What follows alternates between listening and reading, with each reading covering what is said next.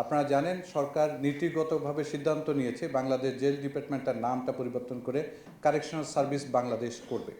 এটার যে প্রক্রিয়া শুরু হয়েছে এবং আমরা অলরেডি আমাদের প্রস্তাবনা মন্ত্রণালয়ে প্রেরণ করেছি এবং আমি আশা করছি যেহেতু নীতিগত সিদ্ধান্ত হচ্ছে বাকিটা অফিসিয়াল যে প্রসিডিউরগুলো এটা পার হয়ে একসময় আমরা অ্যাচিভ করতে পারবো।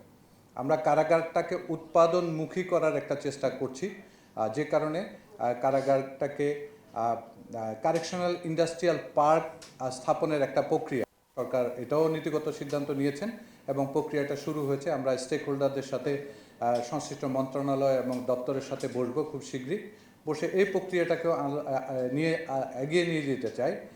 কারণটা হচ্ছে যে আমাদের প্রায় ইন অ্যান অ্যাভারেজ 70 থেকে 75 হাজার বন্দি সারা বছর আমরা এখানে হোল্ড করি কারাগারে, এবং আমাদের যে স্ট্যাটিস্টিক্স বলছে আমাদের প্রায় 50,000-এর মতো সক্ষম জনবল, উৎপাদনমুখী জনবল কারাগারে আমরা প্রতি বছর সারা বছর ধরে কারাগারগুলোতে অবস্থান করে। এই 50,000-এর মধ্যে অ্যাটলিস্ট মিনিমাম যদি আমরা তাহলে আমার মনে হয় যে সরকারের যেমন একদিকে যেমন রাজস্ব সাশ্রয় হবে, একইভাবে আমাদের ডাটা বলছে যে যারা অনেকে আছেন যারা বন্দী, বিশেষ করে যারা বন্দী হিসাবে আছেন, তারা সাধারণত পরিবারের উপার্জনক্ষম ব্যক্তিটাই কারাগারে থাকছেন, যে কারণে স্টাডি বলছে যে তাদের নিজে তো সাফার করছে, তার সাথে সাথে তার পরিবারগুলো সাফার করেছে। আপনাদের দেখেছেন যে আমাদের মাননীয় উপদেষ্টা কিন্তু পরিষ্কার করে বলছেন যে যাদেরকে যদি এরকম আমরা একটা পর্যায়ে নিয়ে যেতে পারি যাতে তারা কারাগারে বসে উৎপাদনমুখী হয়ে ইভেন তাদের পরিবারের সাফারিংসটাকে কমাতে পারে। হয়তোবা বন্দি থাকার কারণে তাদের চলাচল সীমিত থাকবে, বাট তারা উৎপাদনমুখী হয়ে তাদের নিজস্ব খরচগুলো মেটাতে পারবে। এর পাশাপাশি তাদেরকম একটা কার্যক্রম প্রক্রিয়া আমরা নিয়েছি এবং আশা করি এই ক্ষেত্রে আমাদের হয়তো বা যদি সরকার চূড়ান্তভাবে অনুমোদন করেন তাহলে আমরা সরকারি বেসরকারি ব্যবস্থাপনা এবং সহযোগিতায় এই কাজগুলো এগিয়ে নিয়ে যেতে পারবো এবং তখন হয়তো বা কারাগারগুলো একটা উৎপাদনমুখী একটা পরিবেশ সৃষ্টি হবে। বন্দীদের বিভিন্ন সুযোগ সুবিধা নিয়ে আমরা কাজ করেছি, যার বিস্তারিত আমাদের প্রেস রিলিজে আছে। আশা করি আপনারা এখান থেকে পেয়ে যাবেন যে আমরা বন্দীদের জন্য কাজ করছি। দীর্ঘদিনের একটা প্রোটিন নিয়ে একটা সমস্যা ছিল, স্বল্পতা, যেটা আজকেই আমরা সংবাদটা পেয়েছি কিছুক্ষণ আগে সকালে যে সরকার এটা অনুমোদন করেছেন। বন্দীদের বর্তমান প্রোটিন থেকে স্কেলটা কিছুটা বাড়বে এবং আশা করছি যে কিছুটা যে প্রোটিনের যে একটা অধিক স্বল্পতা ছিল সেটা থেকেও আমরা মুক্ত পাব। আমাদের কারা ডিপার্টমেন্টে আমি যদি বলি, আমাদের বন্দি ব্যবস্থাপনায় আমরা অনেক অটোমেশন চালু করেছি এবং আরও করছি।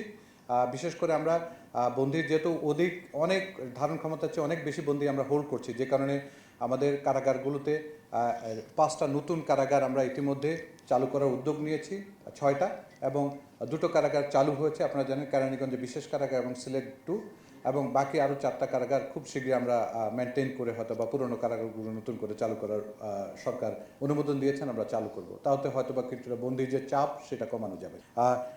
এর পাশাপাশি আমরা যে বন্দি ব্যবস্থাপনায় আধুনিকায়নের জন্য কিছু ডিজিটাল টেকনোলজি সহায়তা নিচ্ছি, তার মধ্যে অন্যতম হচ্ছে comprehensive jamming system, mobile tracker, body scanner, লাগ স্ক্যানার, তারপর আপনার বডি ক্যাম, যেটা হচ্ছে গুরুত্বপূর্ণ জায়গাগুলোতে যারা কাজ করছেন কারারক্ষীরা তাদের বডি ক্যাম দেওয়া হয়েছে। এছাড়া আমরা ভবিষ্যতে সাক্ষাৎ, টেলিফোনিং, পিসি ব্যবস্থাপনা এগুলোতে সবগুলোতে অটোমেশনের কাজ আমাদের পাইপলাইনে আছে এবং টেলিফোনটা অলরেডি চালু করেছি। সাক্ষাৎকারটা অনলাইন ভিত্তিক অ্যাপের মাধ্যমে যাতে ঝামেলামুক্ত থাকে এটা করতে পারি। জামিনের বিষয়টাকে আমরা সুনির্দিষ্ট একটা টাইম ফ্রেমের মধ্যে নিয়ে এসেছি। সো আমরা আশা করছি যে এর মাধ্যমে বন্দি ব্যবস্থাপনায় একটা আমরা বন্দীদের একটা সহায়ক পরিবেশ এবং যারা সেবা প্রত্যাশীদের একটা সহায়ক পরিবেশ আমরা এখানে নিয়ে আসতে পারবো।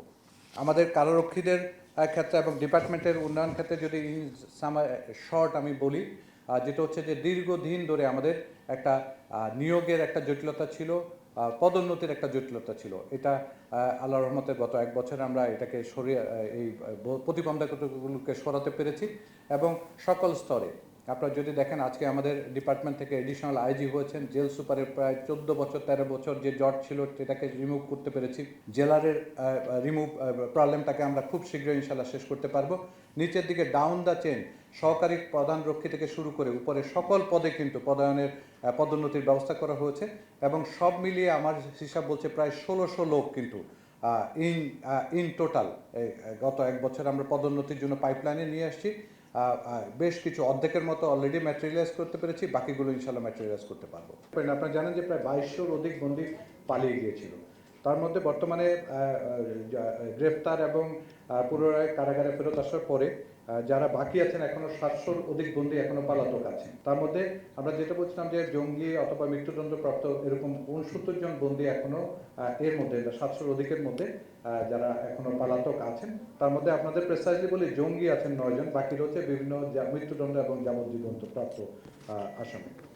এই হচ্ছে যাদেরকে এখন পর্যন্ত কারাগারে, এবং জানেন যে গতকালকে আমাদের স্বরাষ্ট্র উপদেষ্টা বলেছেন যে আমাদের কিছু অস্ত্র লুট হয়েছিল। আপনারা জানেন আমাদের 28টা অস্ত্র এখনো উদ্ধারে বাকি আছে, তো এটার জন্য পুরস্কার ঘোষণা করা হয়েছে।